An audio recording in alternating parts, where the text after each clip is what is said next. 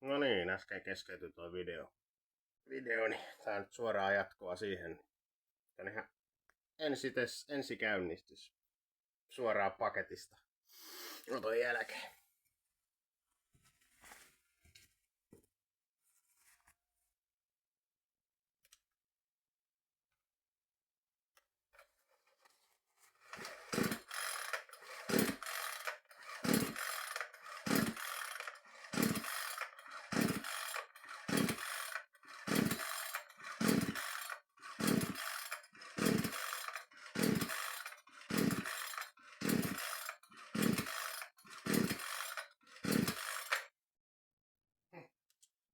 Sammutin päällä.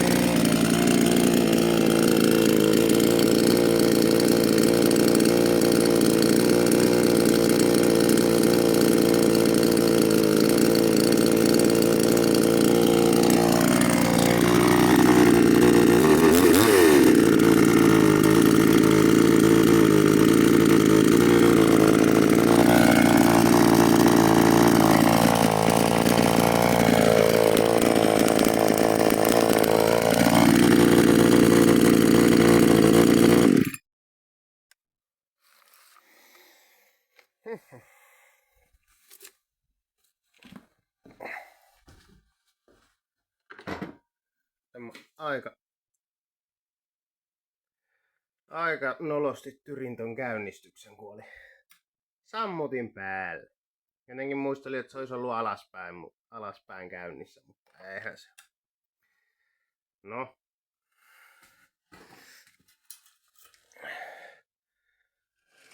Huomaa heti, että ketjukin haki vähän paikkaa. Se on muuten öljyinen. No. Kyllä se kiristellä ja jättää se käyntiin tuohon tyhjäkäynnille. Ajaa itsensä sisään. Tää on mielestäni vähän erilainen kuin se mun edellinen metsuri. Tämä kahva on mun mielestä erinäköinen ja ainakin toi sammutusnappi on vähän erinäköinen. Mutta eiköhän me tän kanssa taas hyvin tulla toimeen. Mutta hyvä. Tää nyt oli